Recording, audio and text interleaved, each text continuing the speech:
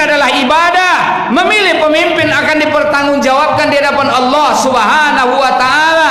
Jangan pernah kita menganggap sekedar saja. Apalah artinya memilih sebuah pemimpin? Bukan, orang Islam tidak seperti itu cara berpikirnya. Akibat dari coblosan saya memilih seorang, dia naik, itu akan dipertanggungjawabkan di hadapan Allah Subhanahu wa taala.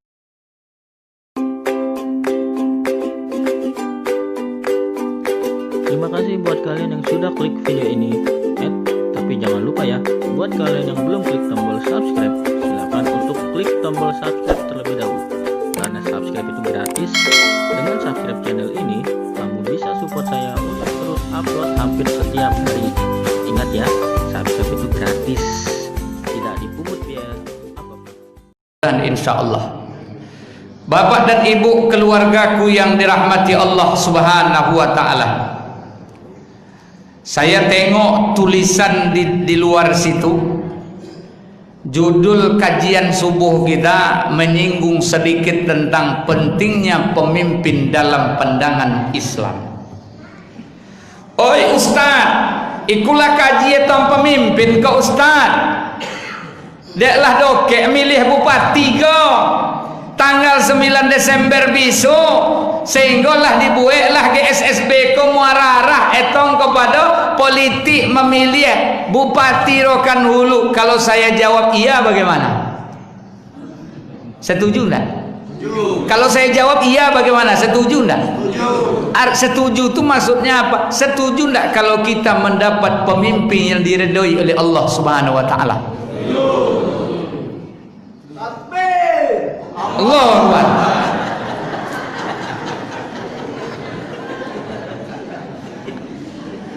Di Facebook saya tulis itu. Di Facebook saya tulis masalah mengapa ulama harus berbicara masalah politik. Mengapa ulama harus bicara masalah politik? Bukan berarti ulama itu mau masuk dalam politik praktis, ingin ditunjuk jadi bupati, ingin dipilih jadi wakil bupati, ingin jadi DPR. Bukan, karena ulama itu adalah corong untuk menyampaikan panduan bimbingan Allah dan Rasul. Kalaulah ulama dikekang, kalaulah ulama diikat, kalaulah ulama tidak boleh lagi menyampaikan perihal kepemimpinan, maka kepemimpinan itu akan berjalan menurut selera orang yang hadir pada saat itu tanpa bimbingan. Jadi artinya apa? Jangan tutup mulut wahai para ulama. Jangan dijahit mulutmu, jangan dikekang mulutmu hanya karena sedikit panorama kehidupan dunia sehingga kamu tidak mau menyampaikan kalimatul haq, menyampaikan yang benar dari Al-Quran dan Sunnah Nabi tentang kepemimpinan. Nanti umat ini akan jadi sesat dia, umat ini akan jadi salah, umat ini akan jadi nanti abu-abu, tidak jelas lagi mana arahnya. Apalagi ini memang misi utama dari musuh-musuh Allah, musuh-musuh Rasul, musuh-musuh agama. Dari mana kita mulai? Kita mulai yang pertama. Ya ayyuhalladzina amanu dakhulu fis silmi kaffah. Wahai orang-orang yang beriman, masuklah kamu ke dalam Islam secara kafah. Kafah itu diartikan secara umum saja. Kafah itu artinya adalah keseluruhan, kesemuanya. Tidak boleh sebagian-sebagian. Ini untuk nasihat bagi kita, bahwa kalau masuk Islam itu masukkan seluruhnya, jangan sebagian. Ini Sholat mau dia Islam, zakat mau dia Islam, haji mau dia Islam, tapi tepat masalah ekonomi tak mau dia Islam, tepat masalah memilih pemimpin tak mau dia Islam. Bagaimana nanti di hadapan Allah Subhanahu wa taala tentang keislaman kita? Jangan Bapak Ibu sekalian.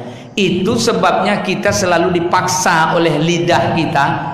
Bagi orang yang paham dengan ucapan lidahnya, pasti akan bertanya-tanya dalam hatinya dan berpikir di pikirannya.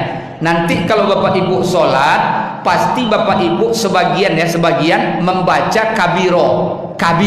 Itu ada nanti ayat Quran dibaca di kabiro itu, ya, di surat Al-An'am ayat 162. Itu kita baca itu di hadapan Allah, dilihat Allah, didengar Allah, disaksikan Allah. Allahu akbar kabira walhamdulillahi katsira wa subhanallahi bukratan wa asila. Sampai nanti kita baca inna sholati, sesungguhnya solatku, wa nusuki, sembelihanku atau ibadahku, wa mahyaya, hidupku, wa mamati, matiku, lillahi rabbil alamin, untuk Allah Rabb semesta alam.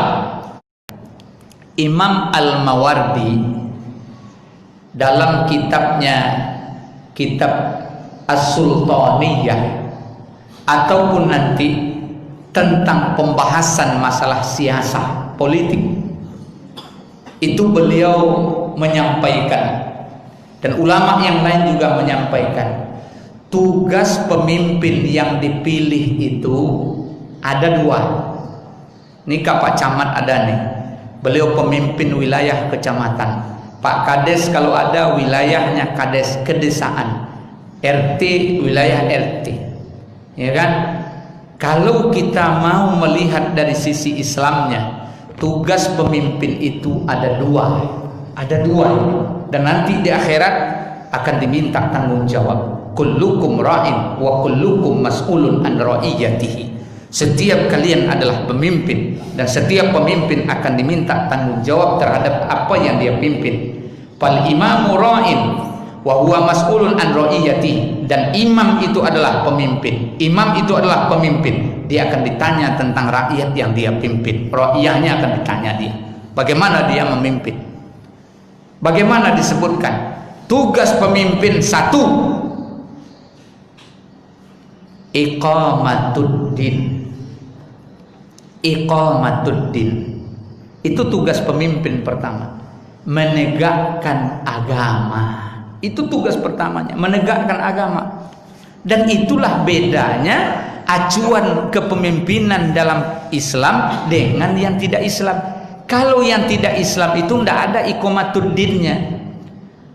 Kalau dalam Islam itu iqamatuddin, seluruhnya adalah untuk menegakkan agama. Di dalam menegakkan agama ini yang paling penting itu apa? Hifzuddin, menjaga agama. Menjaga agama. Kemudian yang kedua, mengamalkan agama. Jadi dari iqamatuddin, yang pertama iqamatuddin itu ada dua pecahannya, yaitu menjaga agama, kemudian mengamalkan agama. Maka kita perlu sosok pemimpin yang mereka punya visi dan misi iqamatuddin, menegakkan agama. Jadi nanti kalau mau milih DPR, misalnya tengok dulu dinnya, agamanya. Milih bupati nanti tengok dulu agamanya, ada ndak iqamatuddinnya? Ada ndak menegakkan agama? Ada ndak dia menjaga agama? Ada ndak dia mengamalkan agama? Kalau tidak, ingat, memilih pemimpin adalah ibadah. Memilih pemimpin akan dipertanggungjawabkan di hadapan Allah Subhanahu wa taala.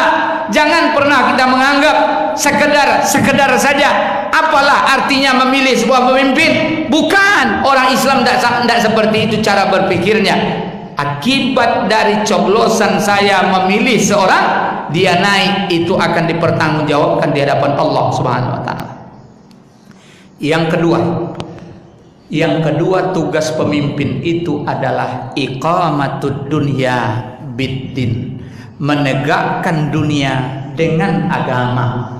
Tidak dilepas juga, menegakkan dunia dengan agama. Karena dalam Islam tidak ada sekularisasi. Dalam Islam tidak ada pemisahan antara agama dengan dunia. Yang ada dalam Islam itu apa? Islam dihadirkan Allah untuk mengatur dunia agar dunia berada di bawah ridho Allah Subhanahu wa ta'ala. Alangkah indahnya jika kita memperoleh pemimpin-pemimpin kita yang selalu di pikiran dan hatinya bagaimana rakyat yang dia pimpin tunduk sujud kepada Allah Subhanahu wa ta'ala, yang dengan sebab itu Allah Subhanahu wa ta'ala akan mencurahkan rahmat berkah dari langit dan dari bumi akan dikeluarkan Allah untuk mereka yang bersembah sujud kepada Allah Subhanahu wa ta'ala. Sebagai penutup, Allah berfirman dalam Al-Quran untuk kajian kita pagi ini. Baca di surat Al-A'raf, sangat jelas Allah sebutkan, walau anna ahlal qura amanu wattaqaw la fatahna alaihim barakatim minas samai wal ard. Kalaulah penduduk sebuah negeri beriman mereka, bertakwa mereka, pastilah pintu-pintu berkah dari langit, pastilah berkah-berkah dari langit akan kami turunkan, dan berkah-berkah dari bumi pasti akan kami keluarkan. Syarat bertakwa. Lalu siapa yang akan membuat masyarakat beriman dan bertakwa? Salah satunya adalah menjadikan tangan-tangan pemimpin sehingga rakyat itu menjadi beriman dan bertakwa. Apa kelebihan pemimpin dibanding orang biasa? Lisan pemimpin asin, jari-jarinya sangat berharga, ucapannya sangat dihargai, ucapannya menjadi hukum, kalimat-kalimat keluar dari lisannya akan membuahkan peraturan dan lain sebagainya. Beda dengan kita ustadz ini, berbuih pun mulut ini berkhutbah, berceramah segala macam. Bapak ibu sekalian, jangan sampai negeri 1000 suluk berubah menjadi negeri 1000 kafe. Berbuih mulut para ustadz bercerita di mimbar di mana-mana, tapi bupati cuma, atau nanti misalnya kapolres, atau nanti misalnya gubernur, dengan secari kertas saja dia tulis, dia perintahkan sebuah terantipnya untuk menertibkan keberadaan kafe ini. Bahasa halusnya, bahasa kasarnya, menutupi semua tempat ini, maka insya Allah selesai. Itu bedanya. Maka Bapak Ibu sekalian, jangan sekali-kali kita terpesona dengan gaya-gaya lama dalam memilih kepemimpinan, tapi ayo kita mulai babak baru dengan motivasi semangat gerakan sholat subuh berjamaah. Aku pilih pemimpin yang aku dapat menumpangkan agama bagi kehidupanku dan anak cucuku, sehingga negeri dan kampungku mendapatkan ridho dan berkah dari Allah Subhanahu wa ta'ala. Takbir, takbir, walillahil hamd. Terima kasih ya sudah menyaksikan video saya sampai selesai. Jangan lupa simak terus video-video yang ada di channel ini. Semoga channel ini bisa bermanfaat bagi kita semua. Sebelum meninggalkan channel ini, jangan lupa tekan tombol subscribe warna merah yang ada di bawah video ini. Terima kasih.